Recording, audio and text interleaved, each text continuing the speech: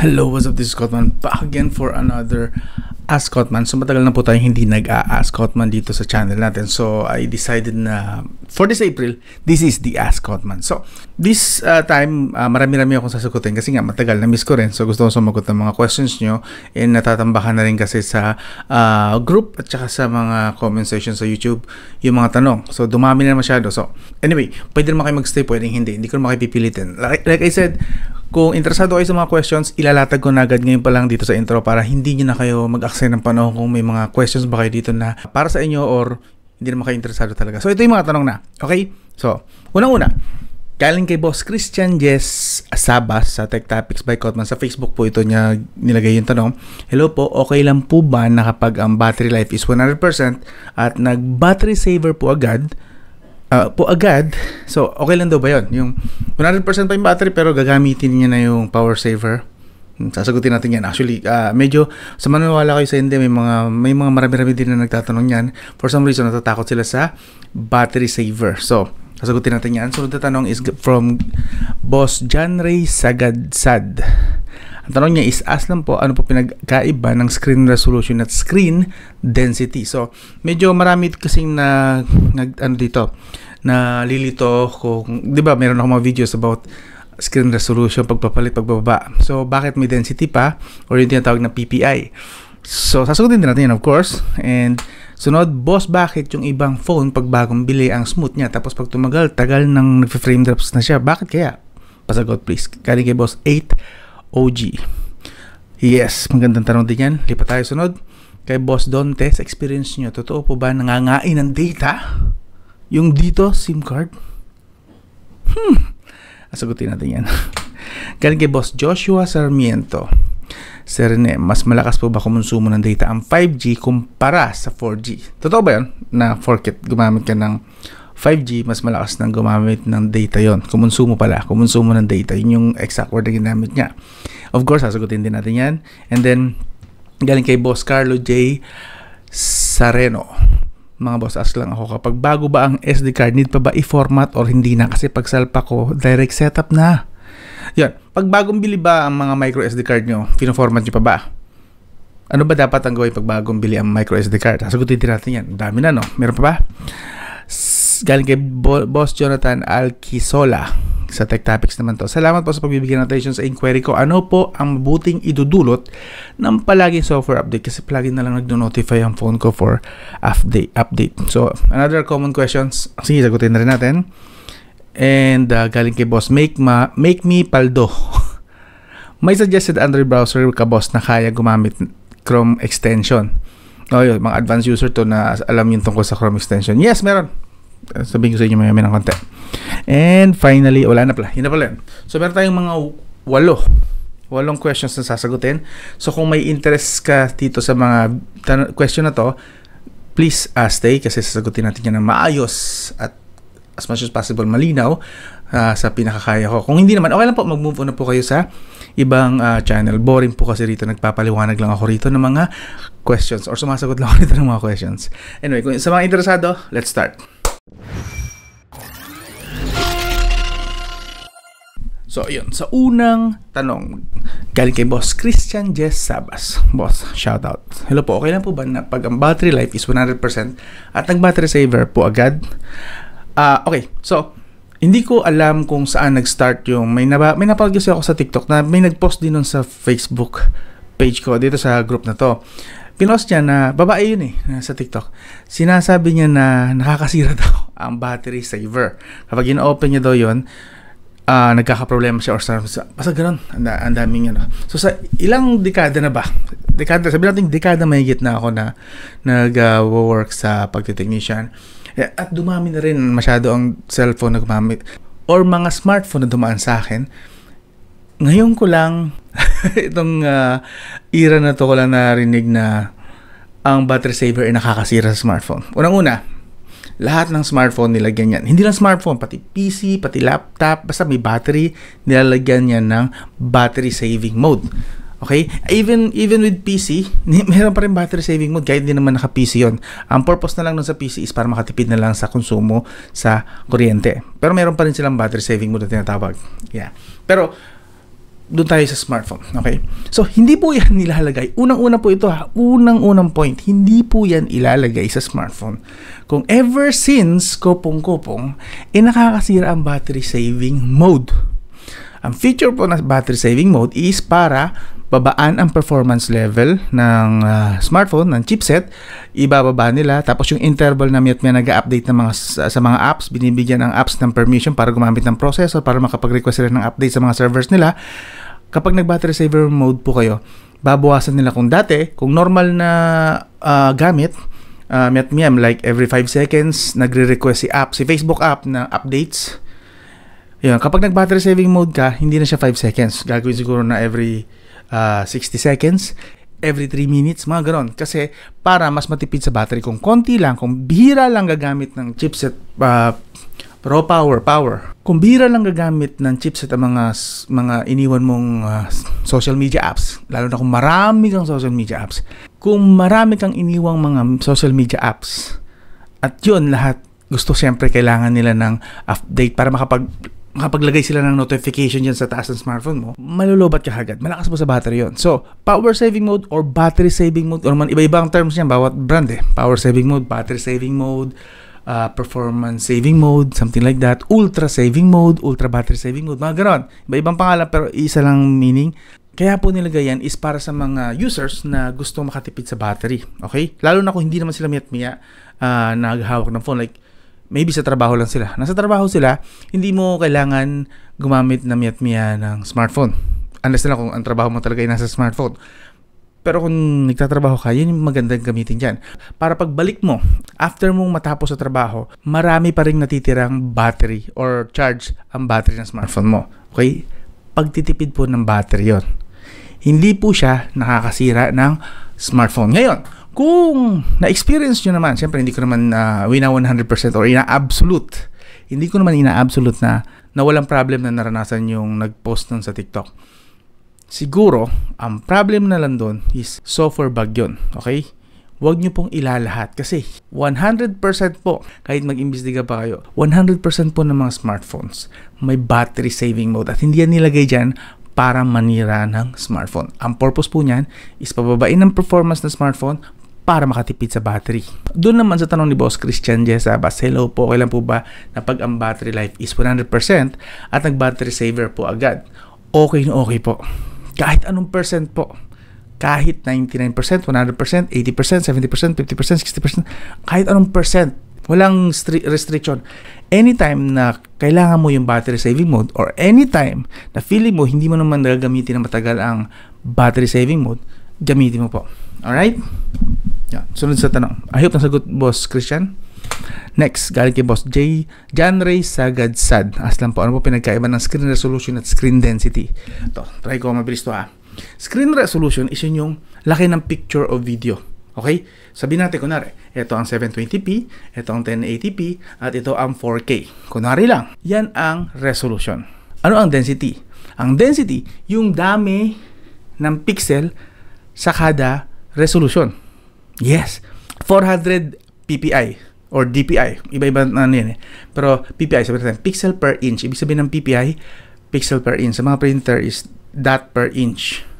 Pero basically similar lang po sila, okay?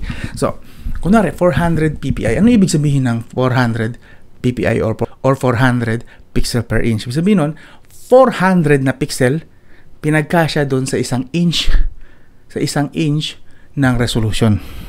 Okay? Again, resolution, yung laki ng image, video man yan o picture. Yung density or DPI or PPI, isa lang po yung meaning nun.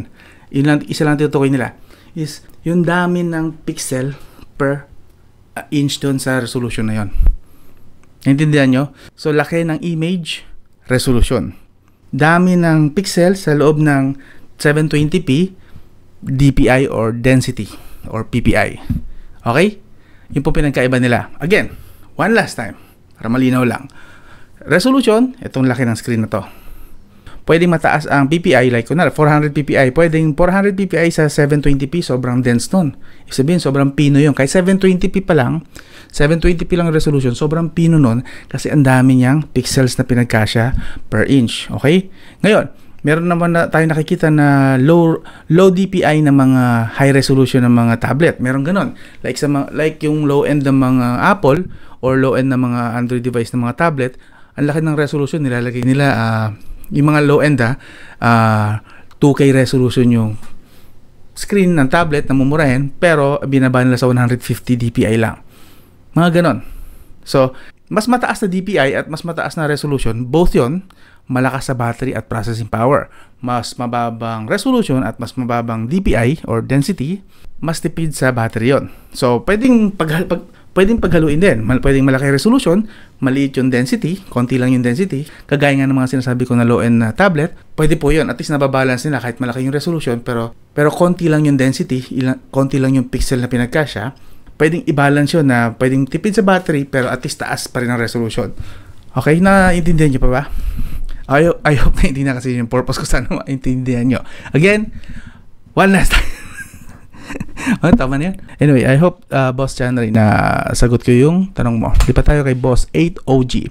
Boss, bakit yung ibang phone pag bagong bili, ang smooth niya, tapos pag tumatagal-tagal na, nagfe-frame drops na siya, bakit kaya? Aware naman po siguro tayo na every year, actually every few months lang every few months, may bagong chipset na nire-release. Sabi natin gano'n. Like kunwari, last year, Qualcomm Snapdragon 8 Gen 2. Bakit ngayong taon, kailangan nila mag-release ng 8 Gen 3? Kasi, kailangan sumabay ng mga manufacturer, mga chipset manufacturer. Kailangan po nilang sumabay sa demand at pagtaas din ng demand sa performance ng mga apps nila. Okay? Like si Google Chrome, dati, napapatakbo naman yan sa Android ng 1GB lang ang RAM, 2GB lang ang RAM. Pero ngayon, hirap na ngayon ng mga 2GB RAM ng mga smartphones kay Google Chrome. Kailangan mo nang gumamit ng mga mas magagaan pa na mga web browser. Yeah, alam nyo kung bakit? Kasi dagdag sila ng dagdag ng features. Dagdag sila ng dagdag ng components para mas gumanda ang experience nyo sa Google Chrome. The same goes with your games. Dati si Mobile Legends nagrarun na ng maayos sa mga 1GB na RAM. Ngayon, naglalag na siya ngayon sa mga 1GB na RAM. Yes, nagrarun pa rin. Nakakapaglaro ka pa rin naman, I'm sure, sa 1GB RAM na, na smartphone using your Mobile Legends. But hindi na siya kasing smooth ng mga 8GB RAM, 12GB RAM to higher. Iba na yung smoothness niya. Okay? So, ibig sabihin, every time na tinatanggap natin yung update sa Google Play Store, may tinanggap tayong update for Mobile Legends, for Facebook, for Google, lahat ng apps, lahat ng games. Every time na may natatanggap tayo na updates, 80 to 90% ang possibility na mas kailangan na niya ngayon ng extra processing power, extra RAM, extra graphics resolution, ganon. So, bakit yung phone daw is pag bagong bili ang smooth niya tapos pag tumatagal-tagal na nagfe-frame drops? Kasi po, kung dati ang phone mo is 4GB, masaya ka na, smooth. Kasi dati yon. Dati hindi pa ganun kataas ang mga requirements ng mga nilalaro mong games, apps, and kung ano-ano pa ng mga services. And every time na tumatanggap ka pa ng system update, bawat system upgrade, lalo na upgrade, umaakyat ka from Android 11, 12, 13, 14, ang dami mong tinanggap na upgrade. Bawat upgrade po na yon is may extrang demand. Maliit naman siguro ang difference, pero siyempre, every time na nag-update ka, nag-accumulate yung maliliit na yon, dumadami, lumalaki yung kailangan nila sa processing power mo, mas malaki yung kailangan nilang RAM, at in the process, mas malakas na sa battery. So, hindi lang degradation ng battery ang problema, pati ang pangangailangan ng battery ng RAM at chipset kasi mas malaki na yung demand ng apps na sinusuportahan nila or pinapatakbo ng chipset at RAM. So, that is why, that's domino effect. Every year, kailangan mag-upgrade ng mga manufacturer at every year din, kailangan nating sumabay kahit papano. So, that is why, kung may pera lang din naman kayo, okay, hindi ko naman minamalit ito yung mga budget users na intindihan ko naman yung pangangailangan nyo. Hindi nyo afford yung matataas ang mga specs na smartphones. That is why ako, na tech YouTuber, hanggat maaari, ayoko kayong i-settle down sa yung pwede na ngayong taon. What if next year hindi mo kayang bumili ng bagong smartphone? Sana yung binili mong smartphone ngayon is kaya pang mag-survive hanggang next year. And the next year after that. And the next year after that. So, if kaya din naman ang budget mo, or hanggat maaari, mahahanapan ko kayo, or mga kagaya ko mga tech YouTuber na honest na nagre-review sa inyo, mahanapan namin kayo na mataas sana na RAM, mataas na performance, mataas na chipset. Ang dami nagagalit yan eh. Puro kayo chipset. Naiintindihan ko yun. Yes, nakakarindi naman puro lang chipset. Paano na yung ibang features? Mahalaga din naman yun. Totoo po yun. Mahalaga yun, yung ibang features. Pero, yung araw-araw mo kasing ginagamit is processing power. Araw-araw na ino-open mo yung smartphone mo, ang dami mong apps na ino-open, gagamit po sila ng processing power araw-araw. Not next year pa, not sa susunod na 2 taon pa. Today, gamit mo smartphone mo, araw-araw kang gagamit ng processing power. And araw-araw may updates ang mga apps and games. And posibleng bukas makalawa, may darating na software updates din para sa system mo or upgrades. Ngayon, hindi mo ko-consider yung processing power ng smartphone, hindi mo i-consider yung chipset. Yes, mahalaga po ang chipset, mahalaga din po ang ibang features. Pero, sana consider din natin na bago nyo sabihin na hindi mahalaga ang chipset, puro ibang features lang ang iisipin, sana maisip nyo na sana kayo lang yung gumagamit. Paano kami makumbinsi kayo na walang alam? Tapos mas demanding pala yung mga pangangailangan nila. Mas demanding sa chipset, mas demanding sa RAM. So, nandamay lang kayo. So, hanggat maaari, okay, balance din natin. Hindi lang yung puro chipset, yes, totoo yan. Hindi rin puro yung other features ang titingnan. Kailangan both, okay? So, that is why hanggat maaari, binabalance ko rito pag nagre-review ako. Lahat, kaya nga detalyadong review, lahat ng features, iisa-isahin natin. Hindi yung focus lang ako sa chipset. Isang part lang ng video review ko ang chipset. Pati ibang features, inahimay natin yan. So, sa tanong ni boss, balik tayo. Bakit yung ibang phone pag bagong bili? Yes, lumuluma, naiiwan. Napag-iiwanan po kasi yung performance ng mga lumang smartphone. Habang naluma ang smartphone mo, may iwan yan. Nababawasan din yung mga compatible na apps. Kasi iniisip ng mga developer, baka hindi na kaya ng chipset mo yung apps or games namin. So, possible na along the way, mawala na rin yung mga paborito mong apps and games. Kasi, napag-iiwanan. Okay? Yan po ang rules ng upgrade. Okay? Nag-upgrade po ang mga chipset, RAM, at iba pa mga features ng smartphone. Kasi, nag-upgrade din yung mga apps and games and features sa software side. Okay? I hope nasagutan kayo ito paano yung tanong mo, boss, ha? Sunod tayo kay boss Donte. Sa experience nyo, totoo po ba na nangangain daw ng data yun dito? Sa experience ko po, ilang taon din naman akong gumamit ito. And babalik na rin naman ako dito kasi medyo okay na daw mga promo ngayon sa dito SIM card. But, dun sa tanong ni boss Donte, sa experience nyo, hindi po nangangain ang mga SIM card. Okay? Unless na lang kung may mga promo kayo na salihan, labas na ako doon. Hindi ko alam yung part na yun. Okay, kung ano man yung mga promo nyo, of course, kakain nyo ng service fee. Yung mga promo na sinalihan nyo. Okay? Kung hindi nyo sinalihan, mag-opt out kayo. Ipa-turn off nyo. Kung hindi kayo marunong, itawag nyo na lang sa operator. Okay? Or i-search nyo kung ano yung keyword para ma-turn off nyo yung mga services nila. Okay? Pero aside from that, kung walang services kang nakasubscribe sa dito SIM card, kay Smart SIM card, kay Globe SIM card, lahat na ng SIM card. Pero specific kay dito SIM card, imposible, hindi po nangangain ng data si dito. I don't think so. Ang tagal kong gumamit ng dito, hindi naman nila kinakain. Okay? The problem is, baka hindi ka lang aware, boss, na ang mga social media mo, ang Facebook mo, ang Messenger mo, is kumakain po yan ng data kahit hindi mo ginagamit. Kaya ka nga po nagkakaroon ng notification. Ano yun? Dumating yung notification mo, hindi gumamit ng internet. Ano yun? Nag-send ng picture at video ang jowa mo or family member mo sa messenger mo. Hindi gumamit ng internet yun. Gagamit yun. Kumukonsumo sila ng mobile data. Plus, hindi lang social media. Yung mga apps and games mo na punong-puno ng ads. Siyempre, para may maipakita silang ads, kailangan nila ng internet. So, kakain na naman yun sa data mo. So, it's not the dito SIM card or any SIM card ang kumakain ng data mo. It's your apps, it's your games, it's your social media apps. Okay? Lahat po yan. And actually, mismong si Android, especially kung Google, especially kung tad-tad ng Google apps and features ang Android mo, malakas, kumakain po sila ng data. May video na ako dito niyan about sa kung paano ma-detect na yung Google mo or yung smartphone mo is miya nagpapadala ng data outside ng smartphone mo. Kumakain po yun ng data ng internet. That is why. So, try ko i-link dito sa video description. Hanapin nyo na lang para makita nyo at malaman nyo din yung apps. Okay? Yung no root firewall yun eh. No root firewall na app. Ito, madidetect nyo at mamomonitor nyo kung ano yung mga apps and games na miyat-miya connect sa internet kahit hindi mo gamit ang smartphone mo. Yeah, iwan ko yun. Try ko hanapin. I hope maalala ko. But anyway, yun po, sagot kay Boss Dante. Hindi po nangangain ng data ang dito SIM card. Anong reason nila? Bagay, pwedeng bigyan nyo ako ng reason na, syempre para mag-load ka ulit. Totoo naman yan. Pero kasi, SIM card lang yun eh. Walang apps dun.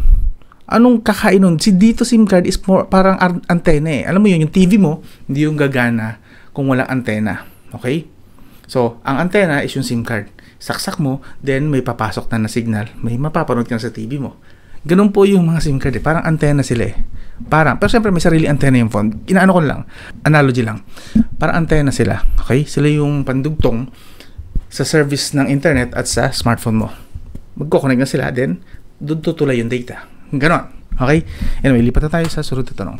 Kay Boss Joshua Sarmiento. Sir Rene, mas malakas po ba kumonsumo ng data ang 5G kumpara sa 4G? Actually, related to dun sa dito SIM card na tanong. Hindi po kumukonsumo ng data ang 5G and 4G. Ang 5G and 4G po ay mga frequency. Sila po yung may dala ng data. Okay? Wala pong feature or service doon within that na kakain ng data sa kanila. Walang app, walang games. Ano lang sila? Tulay lang. Yun. Yun ang magandang analogy siguro. Ang 5G, 4G, 3G, lahat ng mobile data signal na meron na nasa isip nyo, maalala nyo. 3G, 4G, 5G, LTE.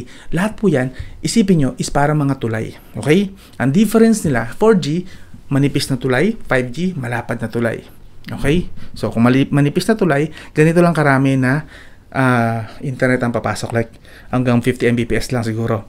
Unlike sa 5G, kaya niya hanggang 1 gigabits per second. 1 gigabits versus, sabi natin 50 Mbps. Kunwari lang.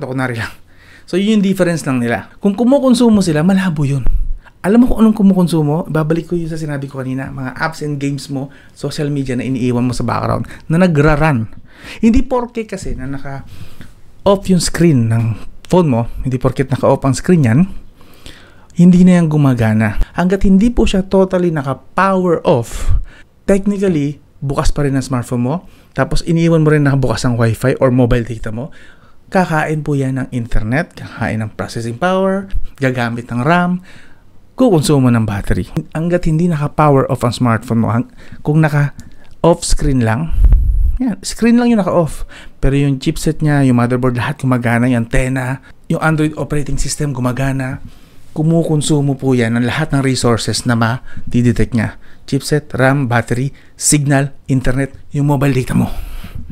So, hindi po kumukonsumo. Zero consumption kay 4G, 5G o 3G ang gamit mo. Yung apps and games mo po yun. Okay? I hope malinaw po kay Boss Joshua Sarmiento.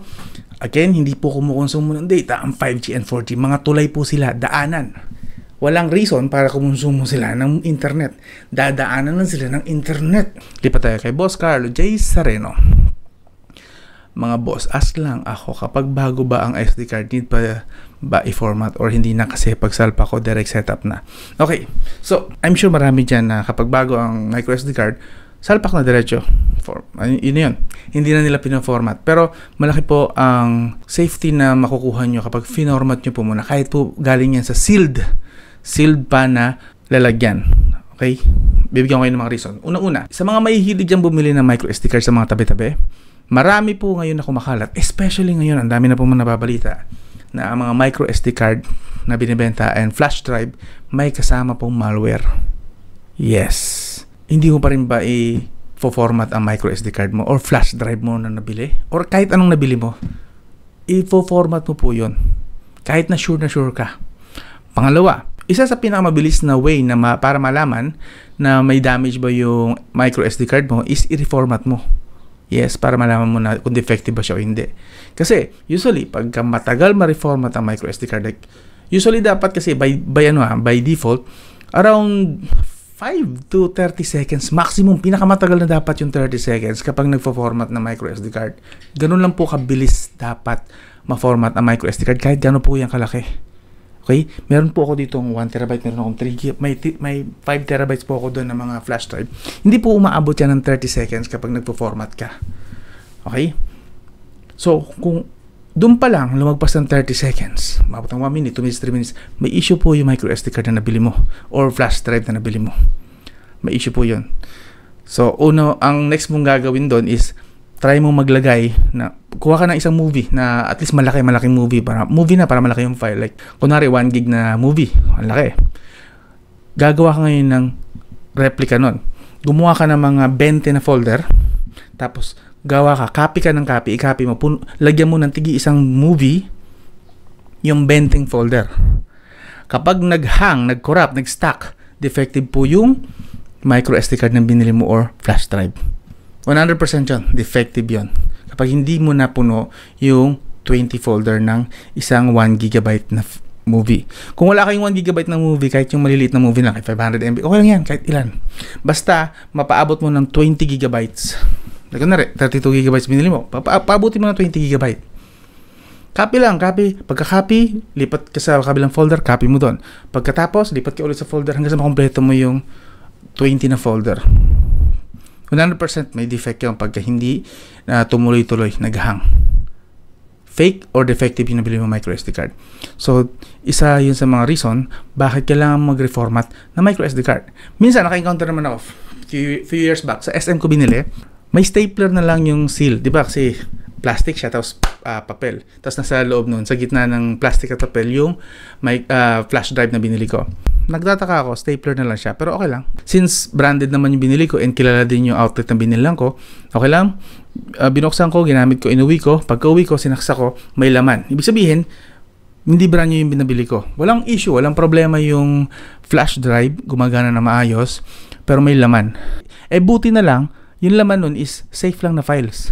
What if may malisyosong gumamit, naiwanan ng malware, di nahawa yung laptop ko. So, buti lang, instinct ko, pagkasaksak, lumabas, may blue. Dapat puti lang lahat yun, yung sa space. May blue, ibig sabihin may laman. Nireformat ko. Hindi ko na sinilip kasi mahirap na. So, it turns out, nung chinek ko na siya sa file recovery, mga documents lang. Yeah.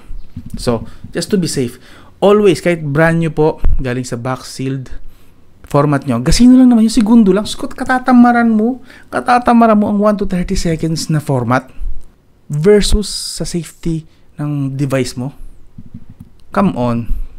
Ngayon, sasagot naman kay Carlo J, boss, i-format mo, ha? Kung bibili ka ng bago or kung sino man sa inyo mga bibili ng bagong flash drive micro SD card, format nyo muna. Wala namang masama Segundo lang, Maria Josep. At least doon malalaman nyo kung may issue. May issue na agad yung binili nyo. Di ba tayo? Sa tanong ni Boss Jonathan Alquisola, salamat po sa pagbibigay ng atensyon sa inquiry ko. Ano po ang mabuting idudulot ng palaging software update? Kasi palagi na lang nag-notify ang phone ko for update. Okay, so dito controversial malamang ang sagot ko rito kasi hindi ako advocate ng software updates. Lalo sa itong mga recent na taon. Kasi karamihan sa mga nagsa-software updates, nakaka-encounter lang ng bagong issue, bagong problem. Yes, I know kung ano ang benefits ng software updates. Security patch. Unang-una yun. Pinakamahalaga sa lahat yan. Security patch para hindi ka ma-hack. Okay? Pero ang tanong ko sa'yo, ilan po ba ang kilala mo? Ikaw, kung nanonood, ilan po ba ang kilala mo na na-hack ang smartphone? Kasi Android 11 pa yung smartphone nila. Android 10 pa yung smartphone nila. Wala nang updates. Ilan ang kilala mo? To give you proof, actually, sa Facebook page ko, nagpa-survey ako na kung ang smartphone mo ba ay hindi na nakakatanggap, matagal nang hindi na nakakatanggap ng software updates, may nangyari bang masama? Alam mo ba, ni isa walang sumagot na may nagka-problema sa kanila? Alam nyo kung sino yung talaga nagkaka-problema sa mga ganyan. Alam nyo, delikado lang naman po kasi ang outdated na software. Kung prominenteng tao ka, mayaman, politiko, or anyone na ka-interest sa mga hackers. Yes, sila po lang naman ang nagiging target at sila talaga yung at risk. Ngayon, kung kinaklasify mo ang sarili mo sa mga ganong tao na prominente, may reason ba ang mga hacker para i-hack ka? Yes, by all means, mag-software update ka miya't miya. Bayaan mo yung mga issue na tungkol sa bootloop or anong mga MIUI, yung Xiaomi, yung mga ganun na problem na Infinix na nawawala daw ang fingerprint pagkatapos or yung camera na bigla na hindi gumagana. Huwag mo isipin yun, mag-software update ka kasi kailangan mo po yun for your security, lalo sa mga accounts mo. Okay? Pero, dun sa question like I said, ayan o, may smartphone ka ba na wala ng software updates? May nangyari bang masama sa smartphone nyo? Na-feature ko na yata to sa isang video ko na podcast, yung Boring Tech Podcast. 150 sumagot, ni isa walang sumagot dito na may nangyaring masama. Actually, may nangyari pang masama sa smartphone nila nung nag-update sila. Meron kaka-system update, sira Bluetooth. Nag-system update siya. Huawei P20 Pro EMUI 12, last update 2022, so 2 years ago pa. Banking apps work, even Google kasi pre-ban model. Ako po, meron Tecnocamon 16, wala na siyang updates, matagal na pero wala naman nangyari, smooth pa din. LG V50s, so far wala naman, wala rin ads kung saan, bla bla bla. Yeah. So, like I said, ito, nagpa-survey pa ako para lang to prove my point. Yes. Kaya ikaw mismo, boss, may kilala ka ba na Android 10 user, Android 11, Android 12 user na wala ng software updates? May nangyari bang masama sa kanila? Unless siguro kung politiko sila or prominent personality sila. I know, magiging controversial ito. May magbabasa ka dyan, ano ka ba? Kaya nga nandyan yun eh. Kaya nga na-advocate natin na mas mahaba yung software updates. Naintindihan ko yun kasi iba yung experience nyo eh. Ako kasi technician ako eh. I have my first hand na experiences and I have old flagship smartphones here. LG V50s, Samsung Z Flip 3, LG V20. May mga old flagship ako eh. Wala namang issue, wala namang nagka-problema. So I have my own experiences. Maybe you have your own experiences. You have your own na pinagsasabi. And sa kasagsagan ng pagte-technician ko, alam mo ba kung ano yung pinakamaraming nagpapaayos? Yung kaka-update lang. Boot loop, na wala yung fingerprint, pabalik nga po, pa-downgrade nga po, ganito. Sila po yung ganung mga issue, yung mga nag-update. So, I'm not saying huwag kayo mag-update. Okay? Especially kung prominent personality ka. Mayaman ka siguro, baka pwede ka pang targeted. But, I don't think so. Kung, para sa akin dahil sa experience ko, dahil simula nung hindi na ako na-excite sa mga updates na yan, mas less ang problem ko. May mga smartphone pa rin ako dito na ina-update. Especially si Samsung. Tsaka si iPhone. Si iPhone actually okay naman yung updates niya eh. Pag nagka-problema yung updates nila, meron agad after a few weeks. Kay Android ang problema eh. Kay Android, ngayon nagka-problema, nung huling nag-update sila, buwan pa bibilangin mo bago ka magkaroon ng fix. Diba? Ang hassle nun. Maiisip mo na kung ganun pa katagal, ibenta ko na lang yung smartphone ko or ipa-downgrade ko na lang, ipapagalaw ko sa technician. Ibig na hindi naman talaga dapat kasi wala ka namang ginawang problema. Wala kang ginawang masama para magka-problema smartphone mo. Ang nagkaroon ng problema kasi may pinadala na update yung brand. So that's the problem. Okay? So yun. Pwedeng wag mo ko sundin. Hindi ko sasabi sundin mo ako It's just, yun lang yung observation ko. And even with my survey, eto nakita nyo naman dito. Nakita nyo naman dito sa Facebook ko, diba? Wala naman nagsabi nasisira ang smartphone nyo dahil wala nang update. So that's my take on the software updates. Pinaka bottom line ko dyan, kung wala namang issue ang smartphone mo, masaya ka sa smartphone mo, masaya ka, wala kang bug na nararanasan, magstay ka na lang dyan, okay? And wag ka na lang mag-install ng mga APK outside of Google Play Store. Wag ka rin mag-click ng mga website na hindi mo na makilala. Ang puntahan mo lang yung makilala mo lang, Facebook, YouTube. Yun lang mga puntahan mo. Kapag yun lang mga pinupuntahan mo ng mga website, you are 100% safe. Good luck sa inyo, okay? Anyway, sunod na question. Galing kay Make Me Paldos. May suggested Android browser ka, boss, na kaya gumamit ng Chrome extension. Actually, meron ako isang ginagamit. Yes, ginagamit ko siya kapag may kailangan akong i-visit na website and kailangan ko yung Chrome extension. Ang web browser na yun ay, wait lang, hanapin ko Kiwi, yun. Tumatanggap po si Kiwi browser kung ano yung any Chrome extension, tatanggapin niya po at kaya niyang paganahin. Yan po ang itsura ni Kiwi browser. Iwan ko yung link sa video description kung hindi tamad kayong mag-search sa Google Play Store. Pero yan po, tumatanggap po yan ng any Chrome extension. Sa mga marunong dyan gumamit at alam ang purpose ng Chrome extension, use the Kiwi browser. Good. Mas stable siya sa lahat ng na-test ko for Android. Okay? tapos na pala tayo. So I hope naging informative po itong video na to.